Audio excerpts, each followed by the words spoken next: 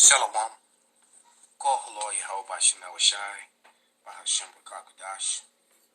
Double honors unto the apostles and the elders. Salutations to all my fellow laborers doing this work in truth and sincerity, risking their lives and their freedom to do so now more so than ever. To the scattered elect that are scattered around the four corners of the earth that be like unto the speckled bird, the Israelite foreigners, and to the Akwath that are listening and learning to you, I say Shalom. This is your brother Malchaamah from the branch of the Great Millstone here in Chicago, coming at you with another lesson in truth. And this video was put up by the brother of the House of Mourning, 144, and it's called Lynching Blacks. Was public theater at local town square. Esau traded lynching postcards and barbecue. The video is 20 minutes long. I haven't watched the entire video. I watched about half of it. I highly suggest that you watch this video, especially those of you who that don't think that Esau Edom is your enemy. Esau Edom is the so-called white man, by the way, if I didn't say that before. And that nature of Esau Edom is come out again in these last days. And believe me, the type of spirit that they had then, that spirit has been resurrected, and Esau is getting ready to really show his horns. All right, but this is the book of Galatians 6 and verse 7, and it reads, "Be not deceived, God is not mocked. For whatsoever a man soweth, that shall he also reap."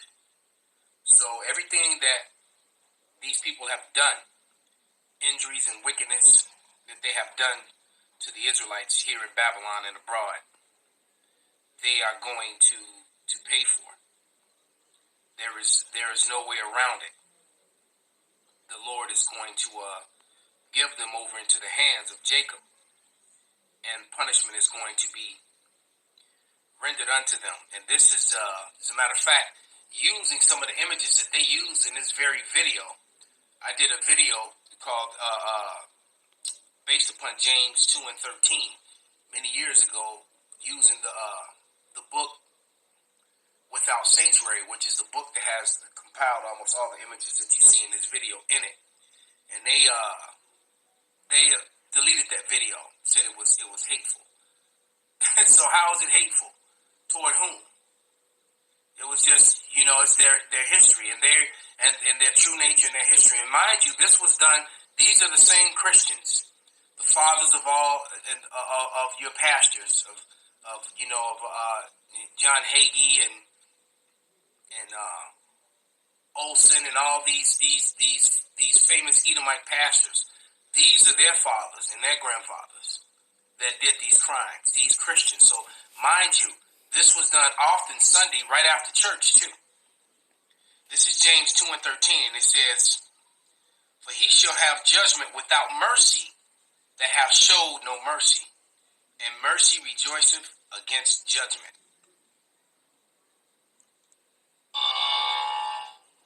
Jasper, Texas, 1998.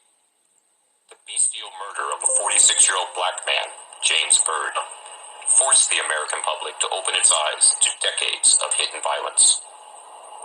3 members of the Ku Klux Klan dragged James Byrd from a car until his body was torn apart.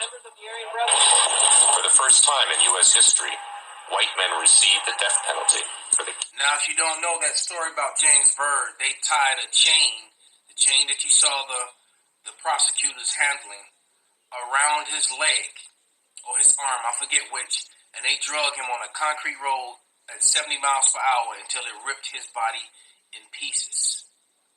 All right, his body was ripped in pieces over miles of a country road, and this is the sort of thing that they did to Jake all the time, as you're going to see. Killing of a black man.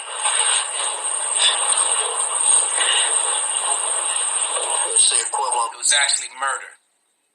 According to the Bible, killing is something that's done when someone commits a crime that's worthy of death. Murder is when you kill someone unrighteously, premeditated. There is a difference between killing and murder. Because in the Bible, there is something called an avenger of blood. The person, the blood relative of the person you killed, father, son, brother, uncle, actually has the right to put you to death.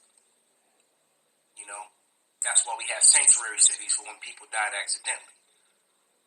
Okay? So, everybody's a Christian until the scriptures come out.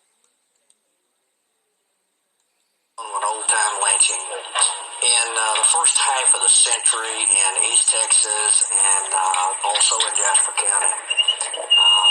There were a number of things similar to this where they drug blacks behind old Model T Fords and vehicles and things and then hung them up to a tree. And this dragging thing is similar to the kinds of racial crimes you saw in the 1910s and 20s. No one ever went to jail for any of those.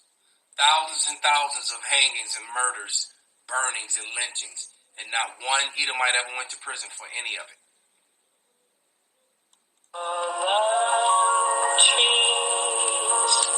This woman was even persecuted for performing this song. There's strange fruit, blood on the leaves, and blood at the root. Black bodies swinging in the southern breeze. Strange fruit hanging from the poplar trees. This is old jail building. It's still standing. 86-year-old James Cameron remembers clearly what happened to him more than 70 years ago, August 6, 1930. The police stormed his family's house in Marion, Indiana. James was accused of murder and rape of a young white couple. That house was just shaking like that, like a storm had hit it when they knocked on the door. And my mother got up and opened the door. She said, "What is it?" Says, "What's the matter?" And they said, "Does James Cameron live here?" And she said, "Yeah, he's my only son." Said, "What's the matter? Is he in some kind of trouble?"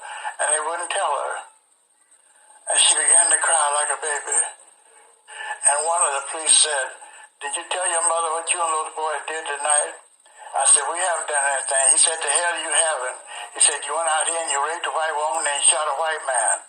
I said, "I don't know anything about it."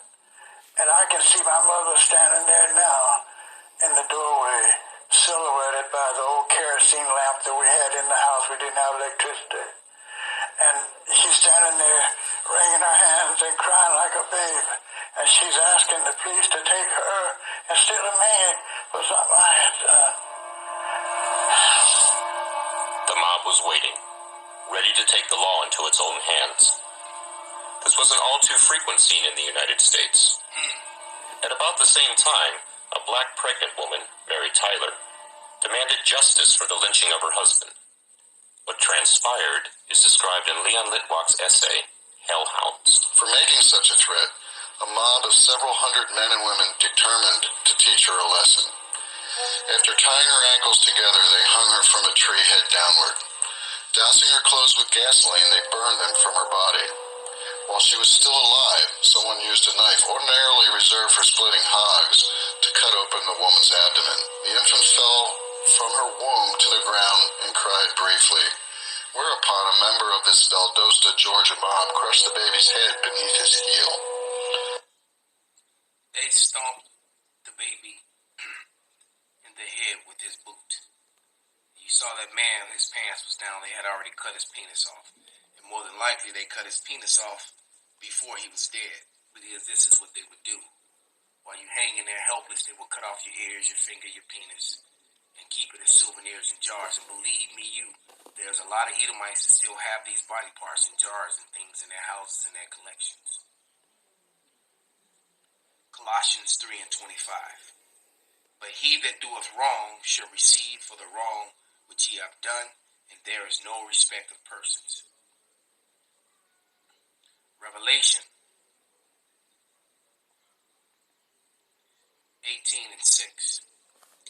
And it reads, reward her even as she has rewarded you, and double unto her according to her works.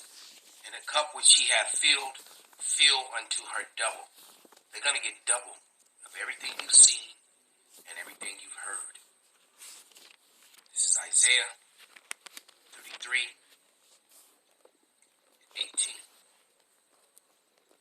Thine heart, meaning your mind, shall meditate terror.